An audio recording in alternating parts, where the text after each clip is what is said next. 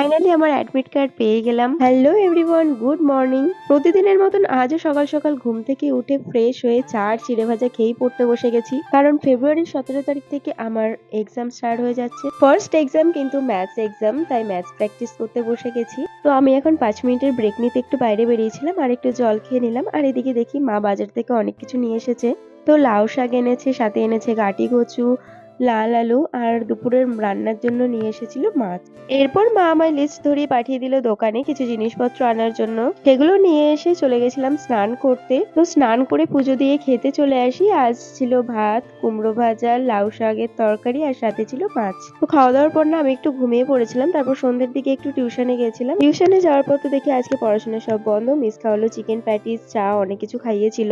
বাড়িতে এসে তো আমি আবার পড়তে বসে গেছিলাম। আর তোমাদের তো বলেছিলাম আমার ফোন ভেঙে গেছে, সেটাই শেয়ার করছি যে ক্যামেরাটা ভেঙে গেছে, দেখো কেমন অবস্থা। আশা করছি আজকের ভিডিওটা তোমাদের ভালো লেগেছে। ভালো লাগলে লাইক, কমেন্ট, শেয়ার আর আমার চ্যানেলটা সাবস্ক্রাইব করে যেও। টাটা।